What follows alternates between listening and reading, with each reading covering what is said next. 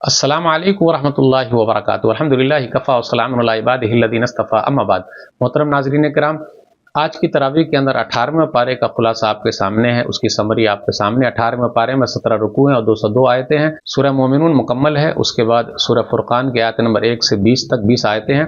سورہ مومنون کے شروع میں ایمان والوں کی نشانیوں کا ذکر ہے، انسان کی پیدائش کے مراحل کا ذکر ہے، قوم نوح، قوم عاد، قوم شعیب اور موسیٰ علیہ الصلوۃ والسلام کی قوم کی بربادی کا ذکر ہے۔ پیغمبروں کو بھی پاکیزہ اور حلال چیز کھانے کے لیے کہا گیا۔ پھر اسی طرح نیک لوگوں کی نشانیوں کا ذکر ہے کہ وہ اللہ سے ڈرتے ہیں، اللہ کی آیتوں پر ایمان رکھتے ہیں، اللہ کے لیے خرچ کرتے ہیں پھر بھی ڈرتے ہیں۔ اللہ کی نشانیوں کا ذکر ہے، کان، آنکھ، دل، یہ سب بنانے والا اللہ ہے۔ موت اور زندگی کا مالک اللہ۔ مشرکین سے چند سوالات ہیں اور اس کے جوابات ہیں۔ موت کے وقت انسان کی آرزو اور برزخ کی تعریف ہے، جہنمیوں کی چاہت ہے اور اللہ سے درخواست کا بیان ہے۔ سورہ نور کے شروع میں ہے زانی اور زانیہ کو سزا دی جائے، اس کا ذکر ہے۔ پاک دامن عورتوں پر تہمت لگانے کی سزا کیا اور لعان کا ذکر ہے۔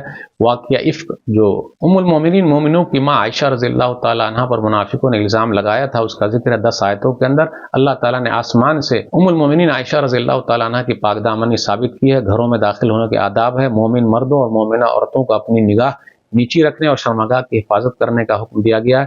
پھر اسی طرح عورت کو کن سے پردہ کرنا، اس کا ذکر ہے۔ کافروں کے اعمال کی مثال رات کی طرح ہے۔ پھر اسی طرح زمین میں حکومت اللہ کس کو دیتے ہیں؟ ایمان والے کو، نیک عمل کرنے والے کو اور شرک نہ کرنے والے کو۔ گھر کے اندر آتے وقت اجازت لینا ہے۔ 3 وقت ایسے ہیں جس پر اجازت لینا بچوں کے لیے ضروری ہے۔